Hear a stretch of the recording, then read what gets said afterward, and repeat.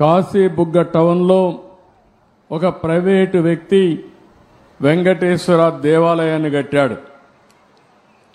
అక్కడి నుంచి కార్తీక మాసం ఈరోజు చాలామంది అక్కడ దర్శనానికి వెళ్ళిపోయారు. కనీసం ఆయన చేసినప్పుడు పోలీసుకు కూడా చెప్పలేదు. చెప్పుంటే పోలీస్ ప్రొటెక్షన్ పెట్టి ఎక్కడికక్కడ కంట్రోల్ చేసేవారం. అది చేయని దానివల్ల 9 మంది తొక్కిడికి గురయ్యి చనిపోయే పరిస్థితికి వచ్చారు. 5 మందికి ఇంజరీస్ కూడా అయినాయి. ఇది చాలా బాధాకరం.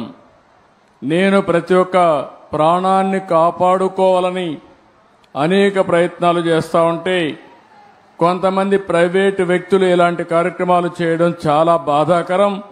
దీన్ని నేను చాలా తీవ్రంగా ఖండిస్తున్నా. రాష్ట్రంలో అందరికి కూడా విజ్ఞప్తి చేస్తున్నా, మనకు మన ప్రాణం చాలా ముఖ్యం. ప్రాణాలు కాపాడుకోవాలంటే మనం కూడా ఒక బాధ్యతగా ఉంటే తప్ప ఓసారి వెళ్ళిపోవడం, ఎక్కువ మనుషులందరూ సమీకరణ కావడం, అక్కడ స్టాంపేడ్ జరగడం, ఇలాంటి దుర్ఘటనలు జరిగేదానికి దోహదం చేసే పరిస్థితి వస్తూ ఉంది.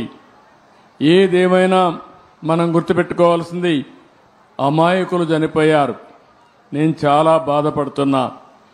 అందుకని ఈ దుర్ఘటన పట్ల చాలా సీరియస్గా తీసుకుంటూ ఎవరైతే దానికి కారకులో వాళ్ళందరినీ కూడా ఇమ్మీడియట్గా కస్టడీలో తీసుకుని పూర్తి విచారణ చేసి తర్వాత ఏం చేయాలో తదుపరి చర్యలు చేపడతాం.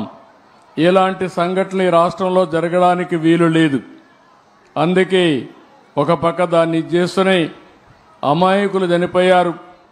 9 మంది ప్రాణాలు కోల్పోయారు. ఆ 9 మంది ప్రాణాలు కోల్పోయిందని నేను చాలా బాధపడుతున్నా. ఏ ఒక్క వ్యక్తి చనిపోకూడదనేది నా భావన. ప్రాణం విలువైనది. అలాంటి ప్రాణాలు పోగొట్టుకున్నప్పుడు మనం కూడా బాధ్యతనే ఇది చేయాల్సిన అవసరం ఉంటుంది. అలాంటి కుటుంబాలకు నా ప్రగాఢ సానుభూతి తెలియజేసుకుంటూ చనిపోయిన వాళ్ళందరికీ మన నివాళులు అర్పిస్తూ వాళ్ళ ఆత్మకు శాంతి కలగాలని, అది కూడా దేవుని సన్నిధిలో చనిపోయారు, దేవుని కోసరం పోయారు. కానీ ఈరోజు వాళ్ళంతా కూడా ప్రాణాలు వదిలిపెట్టే పరిస్థితి వచ్చారు. చాలా బాధేస్తుంది. ఏదేమైనా మనం అందరం నిమిత్త మాత్రం. ఓసారి సంఘటనలు జరుగుతాయి. జరగకూడదని ఎన్ని ప్రయత్నాలు చేసినా కొన్ని సంఘటనలు జరుగుతున్నాయి. నేను ఆ విషయాలను కూడా మీతో మళ్ళీ మాట్లాడతాను. కాశీబుగ్గలో జరిగిన సంఘటన పట్ల దిగ్భ్రాంతిని వ్యక్తం చేస్తూ చనిపోయిన వారి పట్ల నా ప్రగాఢ సానుభూతి తెలియజేసుకుంటూ వారికి ఆత్మశాంతి కలగాలని భగవంతుని మనస్ఫూర్తిగా ప్రార్థిస్తూ ఇక్కడే అందరూ కూడా లేచి 2 నిమిషాలు మౌనం పాటించాల్సిందిగా మిమ్మల్ని అందరినీ కోరుతున్నా.